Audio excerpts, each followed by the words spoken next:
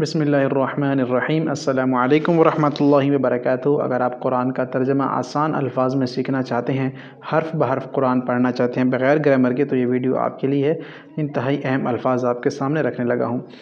الیہ، اسی کی طرف، ہم اردو میں استعمال کرتے ہیں یا ہم عام زبان میں بھی استعمال کرتے ہیں۔ کسی کا انتقال ہو جائے تو ہم کہتے ہیں انا للہ و انا الیہ راجعون۔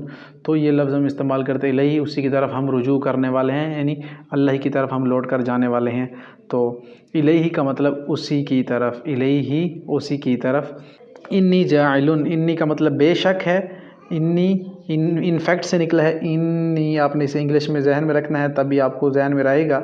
انی بے شک، جاعل بنانے والا ہے۔ تو بے شک، ان یا کا مطلب میں آیا، جو یا آ رہی ہے نا، انی بے شک میں، جاعل بنانے والا ہوں۔ کیا بنانے والا ہوں؟ خلیفہ۔ قرآن میں ہے انی جاعل فی الارض خلیفہ، میں زمین پر ایک خلیفہ بنانے والا ہوں، اللہ تعالیٰ فرما رہے تھے۔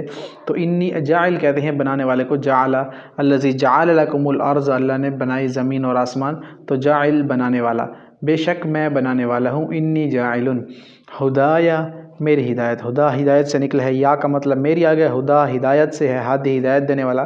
تو اللہ تعالیٰ نے فرمایا کہ ہدایہ میری ہدایت، ایایا مجھ سے ہی ہم استعمال کرتے ہیں سورۃ الفاتحہ میں، ایاک نعبد، ہم تیری عبادت کرتے ہیں، و ایاک نستعین، تجھ سے ہی مدد چاہتے ہیں۔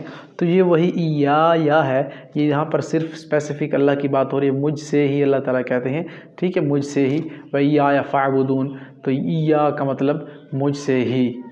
من بعد ذالک، من بعد ذالک، اس کے بعد، من بعد آ گیا نا، تو ذالک اس کے، تو من بعد ذالک اس کے بعد، کتنا آسان ہے۔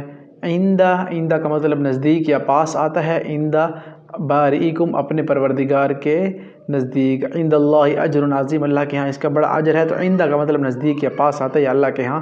بارئکم پروردگار، رب کے میننگ دے رہا ہے تھوڑا سا، تو اسے آپ نے ریلیٹ کر لینا ہے۔